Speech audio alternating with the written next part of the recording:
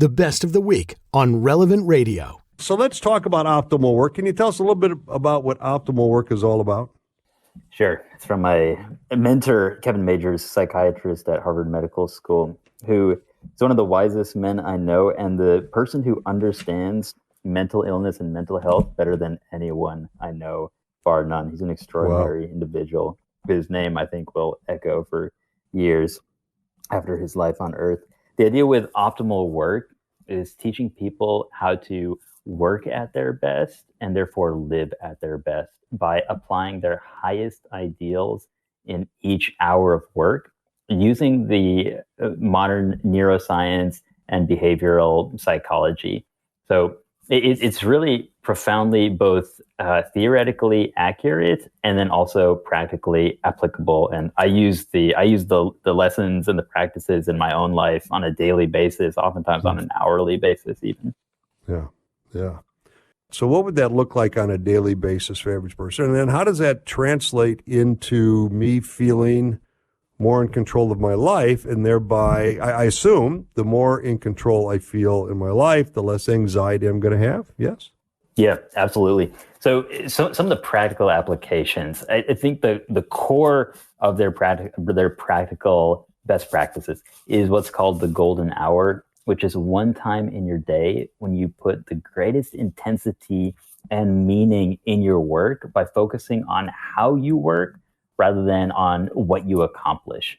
So you prepare yourself for that hour of work very well through mental silence and through getting in touch with your purpose for working, and then through laying out the steps. So using the intellect to establish the priorities and the order and the goal and the strategy. And then you set a timer and go. And by stretching yourself in that 1 hour, you build momentum for the rest of the day and clear your mind, and also get in touch with your higher ideals, which is the reason for working in the first place, because ultimately we don't want work to be an end in itself, but we want it to bring us towards our loved ones and ultimately God through the people that we're helping in our work and how we work, developing virtues through our work. So in that way, work becomes like an engine for our own personal holiness. That's the golden hour. There's other tools as well, but that's like the most fundamental one. Got it. All right. So the idea is, so that's just 1 hour in the day, but that builds momentum that carries over into the rest of the day. Mm-hmm. Yes? Mm-hmm. Yeah. Well, and it helps people avoid this temptation that we all have to just jump into things to just get them done. So this is called activism, which is the number one enemy of contemplation.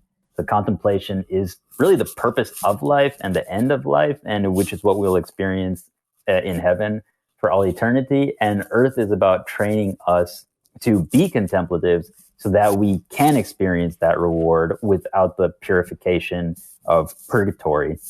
And so the golden hour trains us to just pause, take a step back, keep in mind why we're doing what we're doing, and work in a reflective thought. So by doing that at least once a day, we're starting to develop the habit to do it more than once a day, not only through our own work, but then through every activity in our life. The ultimate goal is to treat every activity in our life as a golden hour, finding the highest ideals in our very smallest actions. This is called vital engagement, and this is what the saints experience in their daily lives. People like Mother Teresa, St. John Paul II, who, when you were with them, is like you were the only person in the world, and they were always in the presence of God.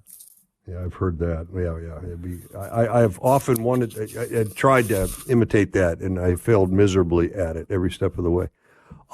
So, I used to, back when in my corporate work days, I taught time management to a lot of folks. And one of the things that I observed was oftentimes if you had like a big project to do, people would just show up, sit down, and jump right into it, right? So if you got a report to write, you just sit down and start writing the report, but without any forethought or any planning. It's kind of like the old, in high school or college too, but where you had to turn in an outline before you could write the paper. which I hated. It's kind of like, I don't want to do this out loud. I just want to write the paper and be done with it, right? But so the golden hour, as you're describing it, suggests a certain amount of planning before you actually hit the stopwatch and start that hour. Yes? That's right. Yeah, it goes to the adage, well begun is half done. So by starting well, we've done at least half of the final product. Or there's another Aristotelian adage that a small error at the beginning leads to a big error in the end, like a ship leaving port from London. If they're just 1 degree off, they're trying to get to New York, they're going to get to Miami instead. Maybe, yeah, maybe, right? Maybe, yeah. So starting it well, and this also helps avoid the number one mistake that well-intentioned, often hardworking people make, which is going down rabbit holes. It's like, I'm going as fast as I can, but I'm going in the wrong direction. Well, that's not going to help. So if I'm not planning my work, I may end up just going down these trails, these little rabbit holes where it feels like I'm making progress and doing something, putting in effort, but it's in the wrong direction. So at the end of the day, it has little value. Yeah, the saddest, hardest, most gut-wrenching part of my job in human resources back in the day was when I would have to fire somebody who was really, really hardworking, but they spent all their time in rabbit holes and they never actually got the work done we were paying them to do, and they were good people, but they were just lost, and they would just, at the end of the day, they would produce a lot of work that was totally meaningless. It didn't move the organization. Yeah. And it was a real heartbreaker. And these people were just like, but Doug, I go home, I work so hard, I put in 50 hours a week, and I work at home. And it's like, I know, but we're paying you to do X, and you're doing, it's not even on the alphabet, the stuff you're doing, right? And that's a good one. I've never heard that. Well, think about the 3 steps of prudence as elucidated by Aquinas: deliberation, judgment, command. So the last step is the command, which is the execution of it. You're commanding your will to execute what you've decided on after deliberating it. So that's the golden hour it develops prudence in us by, again, thinking through what we do before we do it. A very basic concept, which we tell children, but do we live it in our ordinary work? Yeah. Yeah. And exactly right. Yeah. And I find so many people that they just don't think about what they're doing before they start doing it. And then they end up, well, of course. So for me to plan a golden hour, how much time are you talking about? Does it take me an hour to plan the hour's work? Is it 10 minutes? How would that play out?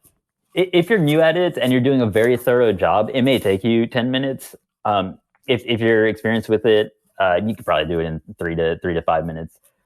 So the idea here is, like, I'll give you kind of an abbreviated version. First, come up with what am I trying to accomplish here? And then what are the steps to accomplish that? And breaking down the steps so that no step is longer than 15 minutes. This actually trains part of the brain, the predictive attention, so that we know what to do for the next step while we're still on the current step. This is a way of overcoming distractions and preventing distractions from happening in the first place. It's also a way of circumventing procrastination. Procrastination comes when it seems like the thing that we want to do is that we should do is so overwhelming. So I just stop, like paralysis. So if you break down the steps, much more manageable. And then go ahead. Go ahead. Sorry. No, okay, sure. I was going to say it's the whole deal, like how do you eat an elephant, right? I mean, just one bite at a time, right? You just got to cut it down into bite-sized pieces. That's exactly it. And then you want to bring some silence and attention and awareness to your mind and peace to your body through this practice of mindfulness, which can be just as simple as staying completely still and taking 3 slow breaths in through your nose and out through your nose. That just settles the body, focuses the mind. Then what you want to do, very practical. Hold on. Let me pause you right there. Sure. Because I was reading actually a Christian author a while ago, but he was talking about breathing, and people kind of get confused about that. And he came up with a way, which I thought was brilliant, to combine some relaxation breathing with prayer. And the way he said to do it, and I've been playing with this now for the past month, and I find it very helpful.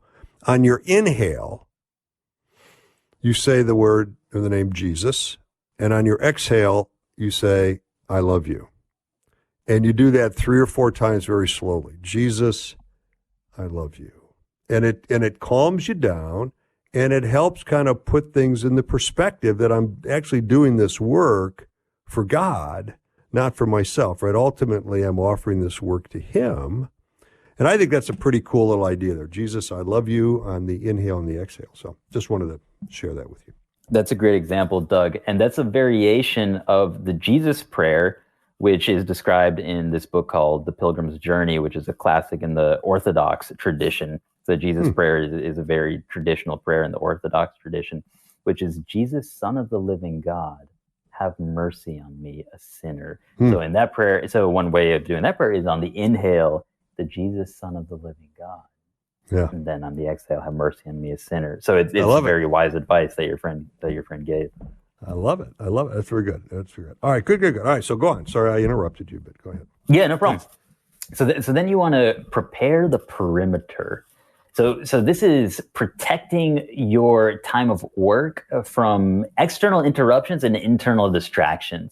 The way you do that is you make sure that you have everything you need, and also that you get rid of anything that you don't need. So having a clear desk space, closing out any digital distractions, putting the phone in the other room. These are all cueing the brain that this is the task I want to work on right now. If I'm telling myself that I want to work on this task, but have my phone with the screen face up, staring at me right next to me, I'm sending mixed messages to my brain, and of course I'm going to get distracted. If I'm working in a coffee shop, I'm setting myself up for distractions, and in most cases, some people are okay with that. But in general, finding a quiet place where you're not going to be interrupted, having everything you need, nothing you don't need. And then I want to explore that more. I got to take a break, but I want to explore that more about the distractions, because a lot of people, they like to have the radio on while they're working, or they want some background noise or whatever. And they, the idea is that, that soothes me and helps me to concentrate, but it may be a distraction. So I want to dive into that when we come back. We're taking a break. We got to take a break. You're listening to Marriage Unhindered. I'm your host, Doug Hinderer, licensed marriage and family therapist, having a wonderful conversation with Dr. Johann D'Souza, certified psychologist and an expert in anxiety and how to reduce anxiety. We're talking about anxiety during the holiday season, applying the concepts of the golden hour and optimal work. So a lot more to learn, a lot more to hear about, and we're going to talk about how to apply it particularly to this time of the year when you got to go shopping when we come back. So don't go away. 888-914-9149. We'll be right back.